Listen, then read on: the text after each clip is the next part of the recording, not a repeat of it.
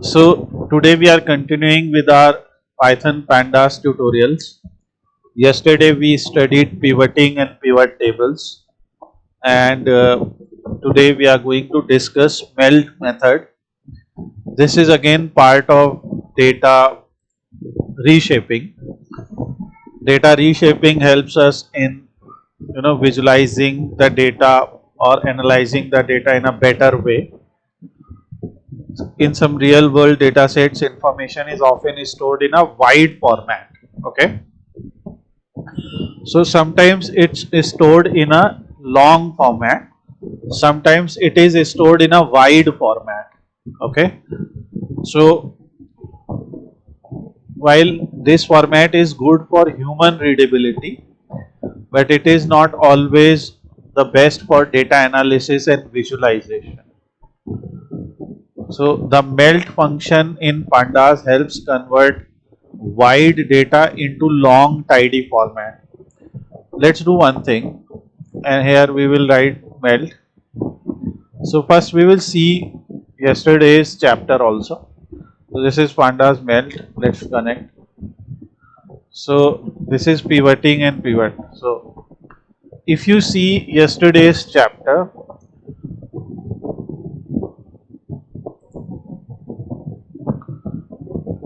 first we had this type of format.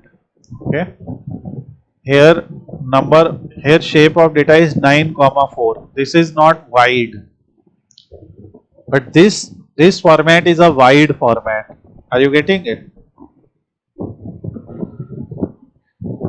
Like we can say this is a long format, this is a wide format, right? So in pivot we studied how to change it to a wide format basically. So sometimes when data is given like this, it is hard to visualize it, it is hard to analyze it. So we change it to a wide format for better readability. Here we can read it in a better way, that Mumbai temperature 85, 88, 90, humidity 75, 78, 80. It varied like that. So this is how data varied. But sometimes data will be given in a wide format by default. Then we will use melt to change it into long format. The melt function in Pandas helps convert wide data into long tidy format, and its syntax is pd.melt. Here you will provide your data, then you will provide id vars, that is column to keep, that is identifiers.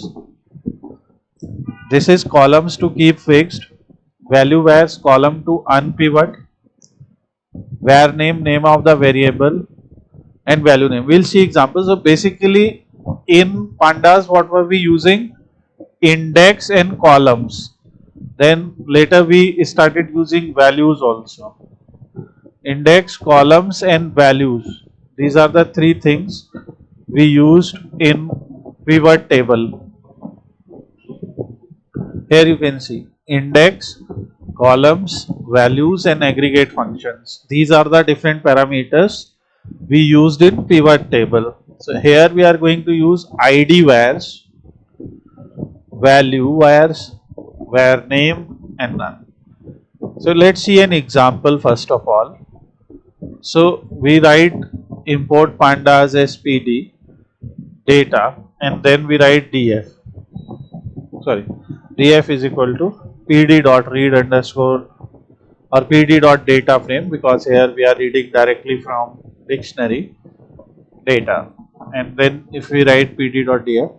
So here you can see data is given in a wide format, like name, then math score, science score, English score.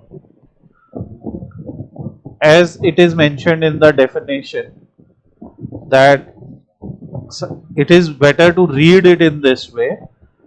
While this format is good for human readability, it is not always the best for data analysis and visualization. So at this moment if we use df.plot, although it will give us a good plot. So if we say kind is equal to bar, and obviously clustered will be true, So here you will see data like that. It is showing 0, 1 and 2. What is 0? Alice. What is 1? Bob and Charlie. If you want to show Bob, Charlie on x and y axis, so you will say df dot set index, and we'll say in index set the name of these candidates. So now instead of 0, 1, 2, you will see Alice, Bob and Charlie. So now you are seeing their math, science and English score. Okay, if data is represented like this. Now if we see the melt method, this is how we will write melt.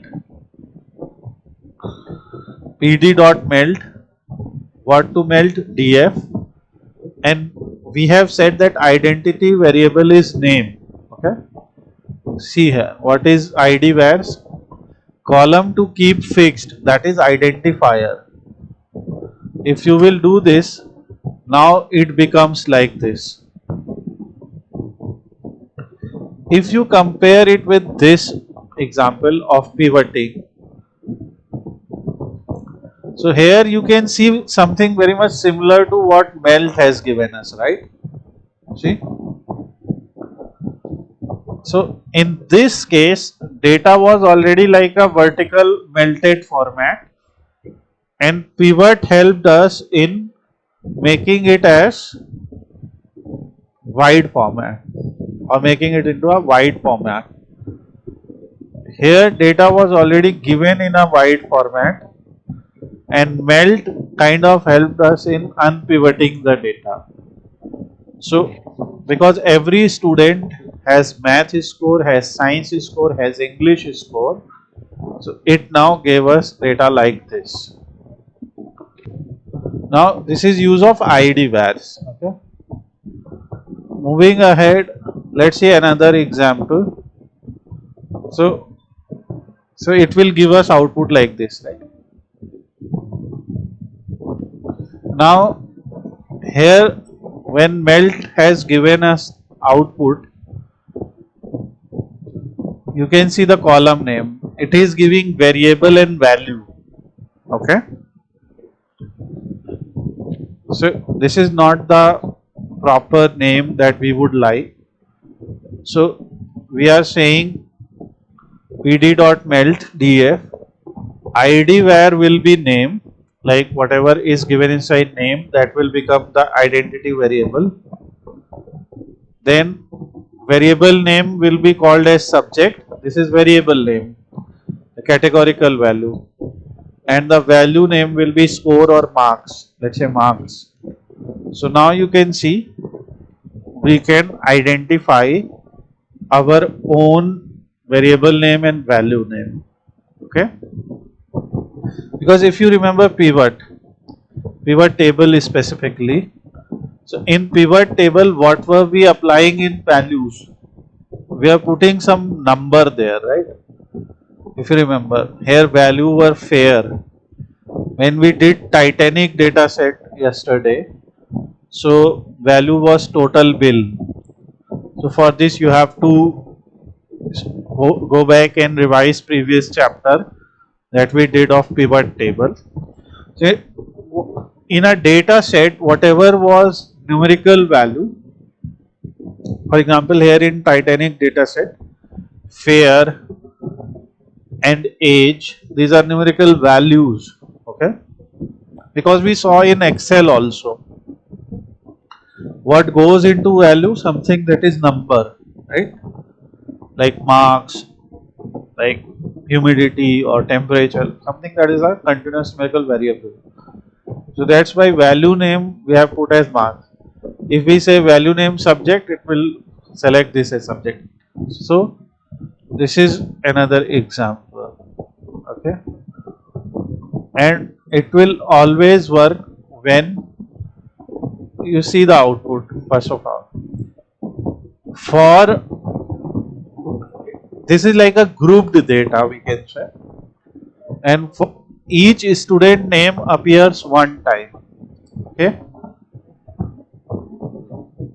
and their math, science and English scores are given. So this type of data works when we have passenger ID or those kind of details. Let's see some example first. So as I said, always search slide scope GitHub dataset. Here you will definitely find some useful data sets.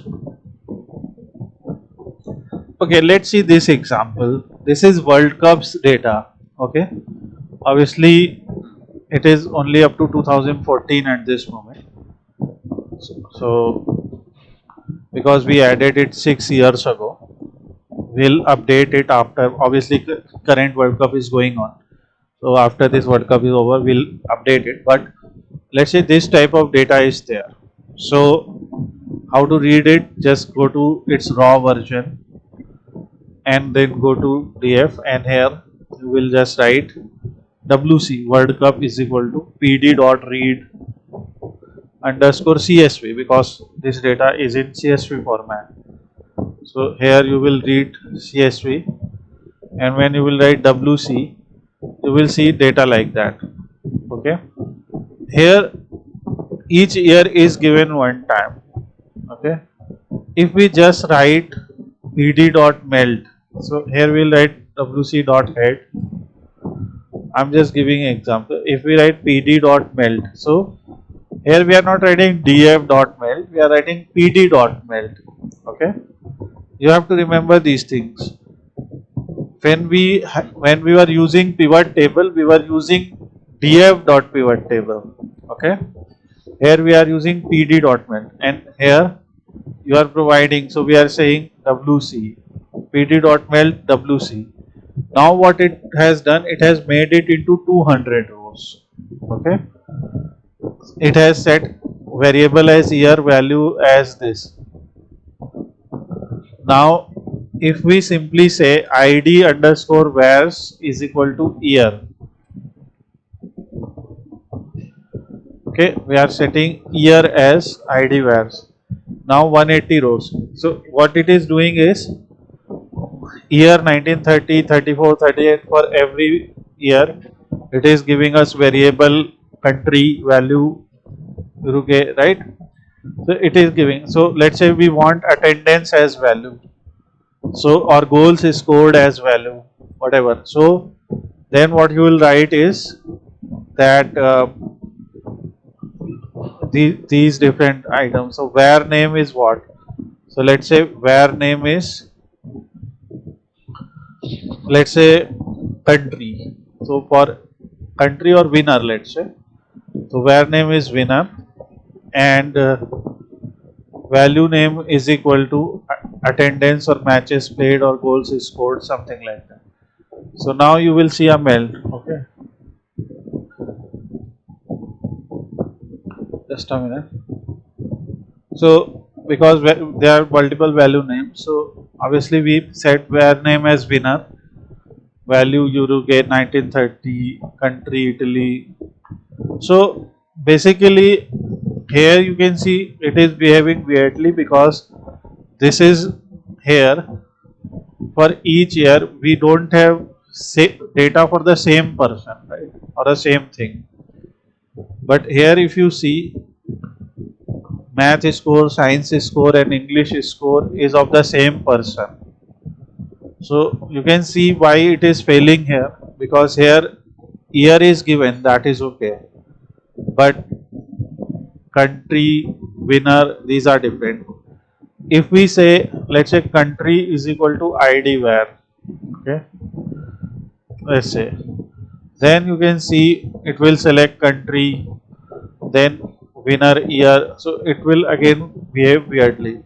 So for melt to work, you have to understand that your data should be properly given, something like this, or something that we did here, like in this case also. Let me show you, not this one, this. Here also you can see Mumbai, New York, Paris, and it is showing temperature and humidity of Mumbai, New York and Paris on 3 different days. It is not showing any other data. Okay, All this data belongs to same thing. So you have to understand the data set first. What is data set? What data set is given? Okay. Why use melt? It makes datasets tidy. Each row is equal to one observation and each column is equal to one variable. Okay, and it is easier to plot using sns.bar plot and sns.line plot. Okay, when we'll study this, you will understand. Now we will see another example where multiple identifiers are there. So this is another data, and we just write pd.dataframe data, or df is equal to pd.dataframe data and df. So here again, student Alice, Bob, Charlie, class ABA, then these are two categorical fields now and two numerical, right? In first case, only one categorical was there and three numericals were there. But here we have name and class also, not just one category. So that's why ID vars.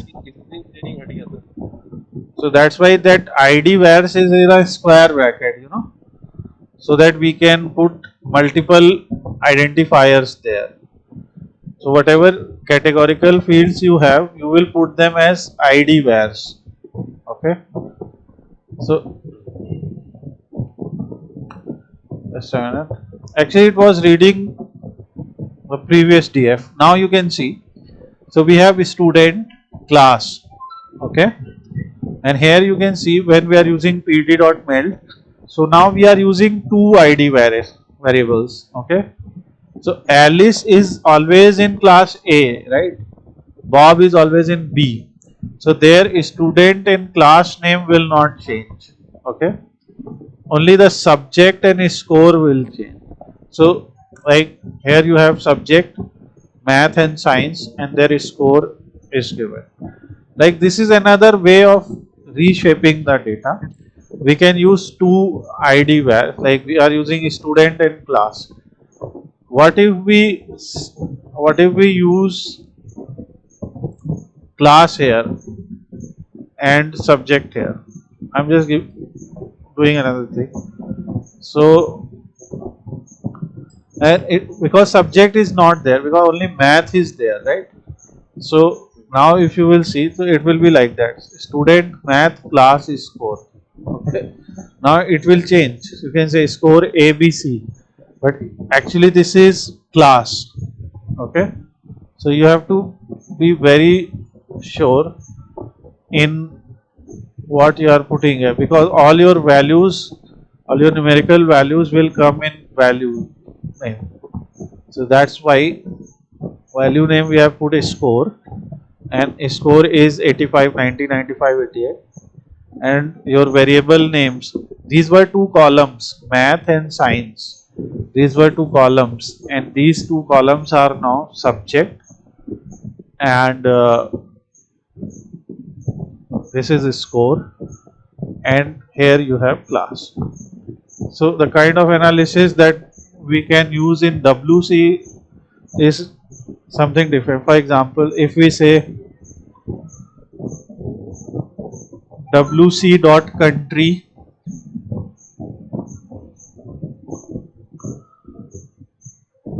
dot value underscore count,